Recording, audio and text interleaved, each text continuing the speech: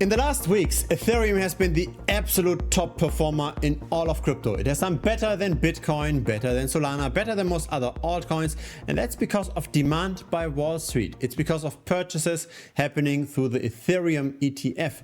Now the question is, how much longer can this rally last? Because if we just look at the chart, it might not look that great. Now this is the US dollar chart of Ethereum, but we are going to look at data that's way more refined than this. But in the last 3 years, Ethereum tended to trade in somewhat of a range, and we are getting closer and closer to the resistance, and that might be a cause for concern. Now I hope that you've been following this channel for a while, because we actually anticipated this rally. In the middle of April of this year, we hit a bottom in Ethereum dominance. So when we look at all of crypto, when we look at the market caps within crypto, and we see how important is Ethereum within all of crypto, then this here indicated a good buying opportunity. Feel free to check out the older videos on this channel. Not just around this time, but also around here. But yeah, historically, the Ethereum dominance tends to move between 7 and 21%. In the middle of April of this year, we hit the same levels compared to September of 2019. And this chart would indicate that we have maybe a bit more outperformance, 7%, potentially even 60%. So the rally started off as a simple technical bounce. But the second leg up over here is not just technical. The second leg up was caused by Wall Street. What we're seeing here is the AUM, or the assets under management, of the Ethereum spot ETFs measured in Ethereum. In the last weeks, this accelerated quite a bit. Now, since beginning of the month, the growth has halted somewhat, but in general, if we annualize the last 14 days of the Ethereum ETF demand, we see 4.2% of the entire supply getting bought up every year. So the Ethereum ETF would roughly double in size in the next 12 months if the current rate of purchases are representative for the next year. Now for Bitcoin, the numbers are slightly different. Over here, we've got an annual supply absorption of only 3.7%, not of 4.2%. But for Bitcoin, already 6.5% of the entire supply is held via the ETFs. The demand through Wall Street for Ethereum clearly comes in waves. It's a bit more stable for Bitcoin, but for Ethereum, the demand isn't as constant. So we saw a nice wave at the end of 2024, now a secondary wave, but just have a look at this, right? It seems like the demand is now slowing down somewhat. Here are the net flows. Again, a lot of demand recently, but what's now happening in the near future? That's the big question mark. Crypto is all about risk versus reward, right? We want to buy low, we want to sell high, we want to not necessarily always ride the entire momentum. Even if the trend is currently positive, that doesn't mean we should never take profit. Let's go back again to the Ethereum dominance chart, right? How much of all of crypto is currently in ETH? Given that this secondary leg up was caused by the ETFs, and given that the ETF demand is now slowing down, I wouldn't be surprised if we turn around again at around 14%, as we did several times in the past. We are getting somewhat heated. We are not yet at 21%, but 14% is definitely, given the current circumstances, already quite high. One might see the 14% as more or less the long-term equilibrium. Yes, relative to Bitcoin, it still looks like there's tons of growth. This is the Ethereum market cap relative to the Bitcoin market cap. And relative to Solana, it might be a bit less. So there's only upside of roughly 57% here. But I'm rather a fan of only taking extreme positions when the situation itself is also extreme. If we are somewhat balanced, our portfolio should reflect that. We are witnessing a clear capital rotation again from Bitcoin to Ethereum. So usually we see Bitcoin appreciate first, so that's the area in green, and then Ethereum following, right? So people get more risk on as the bull market progresses. We have seen this in 2017. We've also seen this in 2020. We've also seen this in 2024, and now we had recently again. First, Bitcoin did well. Now in the last month, it's just going sideways, and Ethereum is rallying. Over time, the market tends to get more and more risk on. It goes from Bitcoin to Ethereum to afterwards Solana to then in the end, the smaller altcoins. The problem with a potential Solana rotation is that we need the capital flows again, because currently it's Wall Street that's the main source of demand. But BlackRock has already ruled out a Solana ETF in the near future. There are smaller issuers that have applied with the SEC for a Solana ETF. BlackRock has stayed away because they don't see the demand. But BlackRock is super important. Here is the Bitcoin ETF. It's now got a market share of 56%. And here's BlackRock's market share of the Ethereum ETF. It's growing and it's currently at 53%. My main focus on this channel is not necessarily where is the Ethereum US dollar price going, because I do believe there is a good chance we are going to hit the $5,000, $6,000 mark, etc.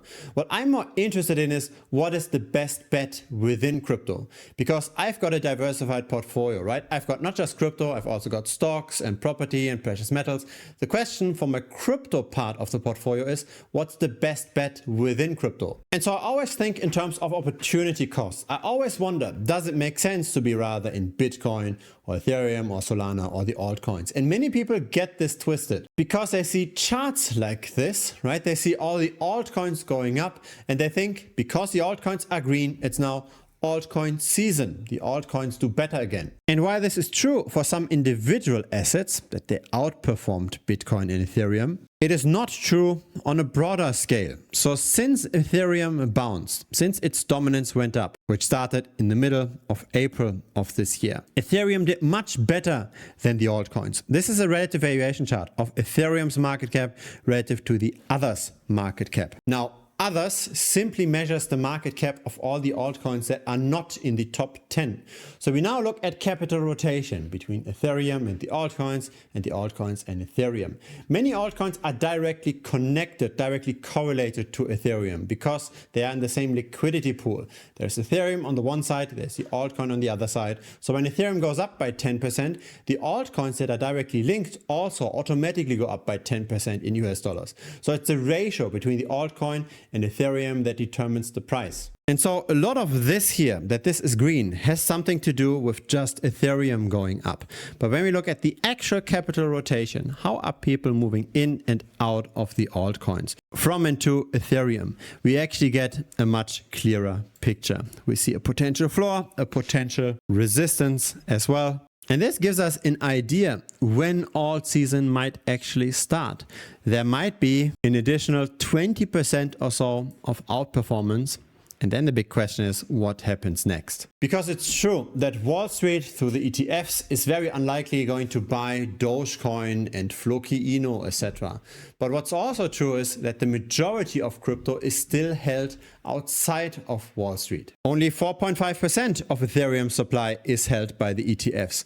Only 6.5% of Bitcoin supply is held by the ETFs. And so the vast majority of crypto is still with the centralized exchanges. It's still with the people that hold crypto on chain. And they made money with that Ethereum gain as well. And they might consider turning this into the smaller altcoins as well, once Ethereum is expensive enough relative to the alts. I do think that there's a very good chance that once Ethereum is expensive enough relative to the altcoins, that we are going to see at least a mini altcoin rally again, as we saw in June of last year. This was the rally of the bonks, of the dog with heads, of the fart coins of this world. We might see something very soon again, but right now, for the next days and potentially weeks, it's probably still going to be Ethereum season. By the way, if you want to follow this chart yourself, just go to tradingview.com, then click over here at the top left and simply enter ETH/others and then press enter. Then you get exactly this chart. And I believe this is super valuable to gauge at what point in time it might make sense to take some profit in ETH. And again, that profit doesn't necessarily have to go in the US dollar. That profit can simply go in the trending altcoins at that time. Now, I'm trying to approach this channel here slightly differently to other crypto YouTubers. Most crypto YouTubers, they take money from other crypto projects, or maybe they buy into a small crypto project. They have some vested interest and then afterwards promote it on the channel, and then potentially with all of that additional interest, which pushes up the price, they then dump on the following. I never do this. I never promote any individual cryptocurrency that I previously bought. I also never take any money from any crypto project. I try to be as neutral as possible. I try to have no conflict of interest here. Most other channels also don't show their trading history, as in how successful are they. And they're also not willing to share the trades in real time, maybe allow for copy trading. But I'm willing to do this. This is my personal return, so that's the black line, relative to if I had just dollar cost averaged into Bitcoin. That's the light gray line. This is a monthly chart, so this is roughly 4 years of data, a bit less than that. And this outperformance here comes from relative valuation bets, right? We talked about this several times on the channel. Most altcoins tend to do worse than Bitcoin most of the time.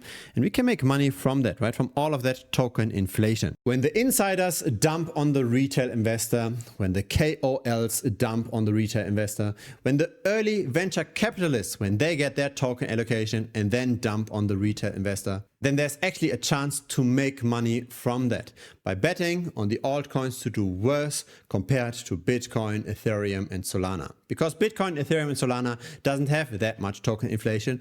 All those smaller, crappy altcoins do. And so long term, they tend to just do worse. And so I made a lot of that outperformance with borrowing and lending platforms. So I borrowed a bad altcoin and then swapped it into Bitcoin, Ethereum, and Solana. That's how I made this delta. I then moved over the strategy to perpetual futures. I did this for 2.5 months. And that worked out even better. I did this with some experimental money, 40K, and it returned almost 50% over those 2.5 months. Of course, there's some volatility in this, but still 50%. And so as I did this and as I shared my trades in real time with the premium members, I got more and more requests. Can't I just open a capital pool? I deposit to that pool and you do the trading for me. And I finally just started that. So this is now 6 days ago. We started the copy trading vault. It's already up 3.5%, but of course we don't know how this develops long term. We are now moving more capital, but I'm offering this to the annual subscribers of premium. So there's a dedicated tutorial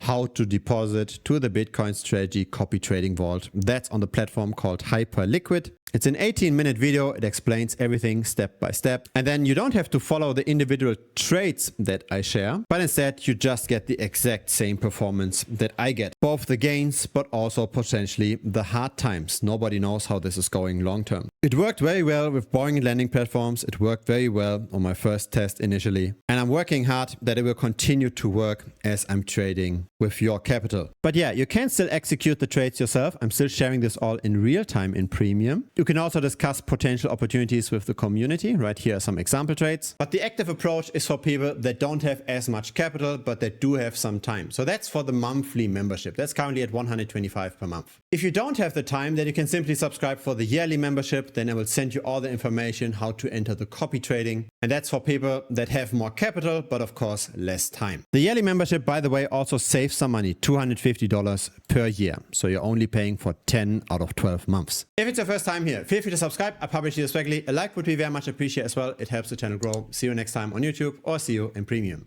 Cheers.